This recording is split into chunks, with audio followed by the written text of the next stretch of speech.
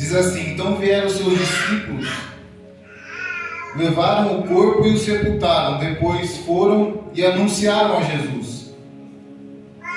Aí no 13 diz assim: Jesus, ouvindo isto, retirou-se dali num barco para um lugar deserto à parte.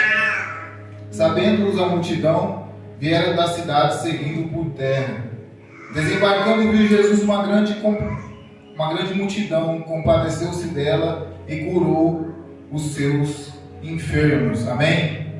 Aleluia. Irmãos, o que essa passagem está dizendo aqui no 12? Está dizendo ali na época quando João Batista ele morre. Herodes mata João Batista, arranca a cabeça de João Batista e serve no prato, né?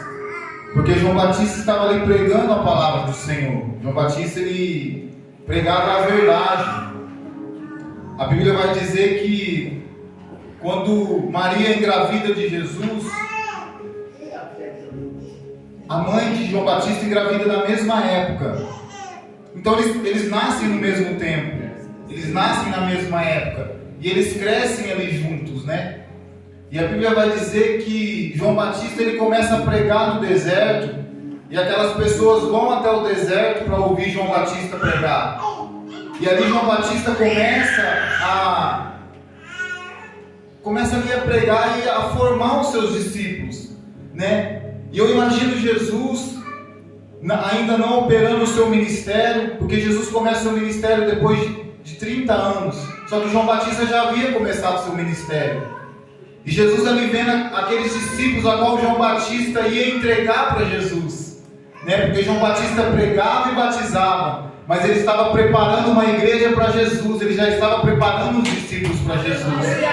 Então eu imagino o coração de Jesus vendo João Batista pregar e ansioso a receber aquela igreja a qual João Batista estava preparando para ele começar o seu ministério. Porque Jesus, irmãos, ele não começou do nada, já estava tudo preparado. A Bíblia fala que João Batista ele veio preparar o caminho, né, para Jesus vir. Então João Batista ele abriu o caminho para Jesus começar o seu ministério, né?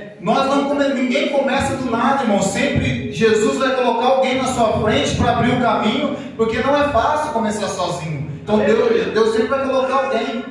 Mas Jesus ali, ele amava, era o seu primo João Batista, né? João Batista era primo de Jesus, né, Daniel? João Batista era primo de Jesus, né? E ali Jesus amava João Batista. E aí chega a notícia, irmãos, em Jesus, que João Batista havia sido morto. Tinha sido arrancada a cabeça de João Batista, né?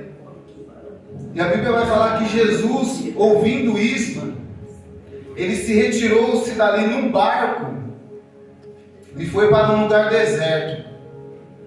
Irmãos, toda vez que nós recebemos uma notícia triste, toda vez que nós recebemos uma notícia que não é boa, toda vez que nós recebemos uma investida do inimigo, toda vez que nós recebemos um ataque do inimigo, toda vez que nós enfrentamos uma adversidade, toda vez que nós estamos tristes, o único sentimento que nós temos é de entrar dentro de um quarto e fechar a porta. O primeiro sentimento que vem quando vem uma seta do inimigo, quando nós estamos passando uma afronta, Jesus, ele pegou um barco, porque naquela época não tinha carro, irmãos. Porque se tivesse carro, eu creio que Jesus ia entrar naquele carro, fechar a porta e ele ia sumir. Mas a Bíblia fala que ele pegou um barco sozinho e se retirou, irmãos. Tamanha dor que foi, pastor, quando chegou a notícia que o seu primo tinha morrido. Quando nós estamos, irmãos, na nossa vida, não vou falar na igreja, mas no ministério, muitas vezes vem notícias, vem situações que a vontade nossa é se trancar num quarto, é pegar uma moto, é pegar um carro e sair na estrada e sumir, e não ver mais ninguém, ficar isolado. Esse sentimento é humano, e eu quero dizer para você nessa noite que Jesus sentiu o que nós sentimos. Jesus, ele sentiu o mesmo sentimento que nós sentimos de vez em quando na nossa caminhada. Jesus, ele sentiu a opressão, Jesus, ele sentiu a tristeza, Jesus, ele sentiu o desespero de uma perda, Jesus, ele sentiu o desespero das coisas não darem certo. Jesus, ele pode ter olhado e ele pode ter pensado que tudo havia se acabado, porque João Batista era o pastor daquela igreja que estava se iniciando. E Jesus deve ter passado tudo na cabeça dele, imagina. A igreja formada e morre João Batista, aquele qual estava pregando, aquele qual estava estruturando a igreja de Cristo. E a Bíblia fala que ele pega um barco, irmãos, e ele some, sozinho, irmãos. É a tristeza. E muitas vezes, nós que estamos com Jesus, muitas vezes a depressão ela não entra. Muitas vezes a vontade de morrer ela não vem.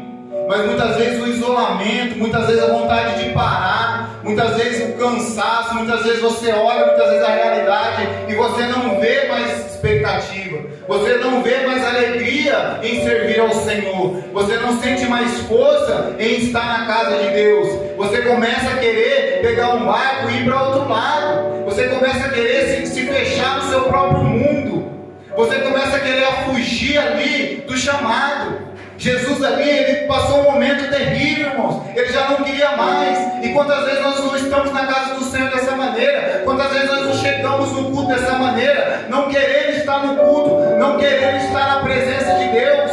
Muitas vezes nós não queríamos fazer o que Deus está mandando nós fazer. Mas Jesus, irmãos, a Bíblia vai dizer que quando ele desembarca, ele vê uma grande multidão, irmãos. Glória a Deus. Ele vê uma grande multidão e a Bíblia fala assim que ele se compadece dela e cura todos aqueles enfermos, irmãos. Sabe o que Jesus está dizendo para mim e para você? Que o inimigo ele pode nos entristecer. O inimigo ele pode vir com notícias ruins.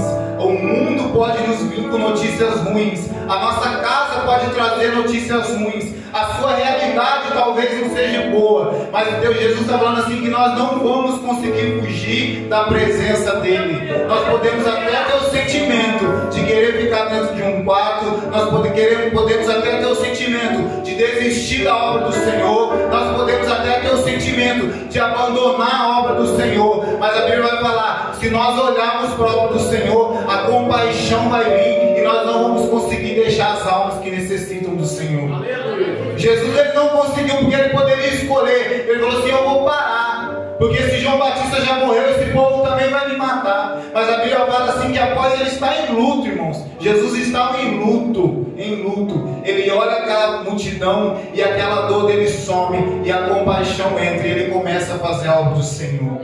Irmãos, assim como o pastor acabou de louvar, a obra do Senhor, ela é movida por amor, ela não é movida por dons espirituais, ela não é movida por talento. A obra do Senhor é movida por compaixão.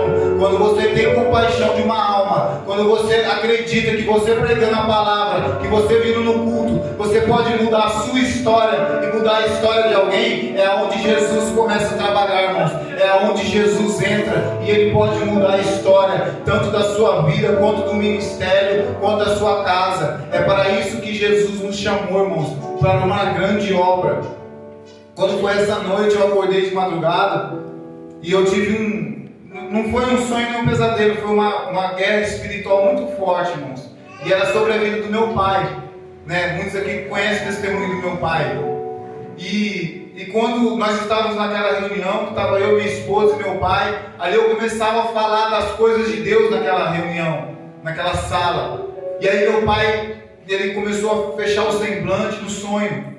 E ele começou a fechar o semblante e a Vanessa estava com o celular na mão, ele já veio e já bateu no celular da Vanessa. E ali ele foi crescendo, irmãos, ele foi crescendo. E eu lembro que eu subi em cima de uma mesa, de uma cadeira, e eu coloquei a mão em cima da cabeça dele, irmãos. Quando eu coloquei a mão em cima da cabeça dele assim, ele caiu no chão. Irmãos, eu nunca tive uma experiência tão horrível com demônio, irmãos. Eu nunca vi aquilo na minha vida, pastor. Ele se transfigurou, aquele demônio se transfigurou, começou a se contorcer no chão. E ele mudava de cor, ele ficava branco assim como a neve mesmo, assim branco, como se estivesse morto. E ele ficava vermelho, e saíam os dentes, e as orelhas cresciam. E aquele demônio, ele queria me matar, irmãos. Aquele demônio, a ira que eu sentia dele no sonho, é como se ele pudesse, ele me comia vivo, Rosana. Se Satanás pudesse, irmãos, ele te devorava agora, ele te matava agora, te destruía agora. Mas o sangue de Jesus está sobre nós, irmãos. É por isso que ele não destrói você. É por isso que ele não consegue tocar. Mas eu sou fraco, mas eu não estou conseguindo. Mas o sangue de Jesus está sobre você. E ali, quanto mais aquele demônio se contorcia, torcia, irmãos, quanto mais ele olhava para mim e parecia que ele queria me destruir. Mais a força de Deus crescia dentro de mim, irmãos, e eu orava e repreendia, irmãos, até que eu acordei. E Jesus falou assim para mim: sempre você vai estar mais forte ele está com você do que aquele que está no mundo. É mais forte aquele que está conosco, irmãos. Satanás, ele pode tentar contra a sua vida, mas ele não vai conseguir, irmãos. Satanás, ele pode tentar contra esse ministério, pastor, mas ele não vai conseguir, porque maior é o que está conosco do que aquele que está no mundo, amém? Vou deixar essas palavras para a igreja e as palmas ao Senhor.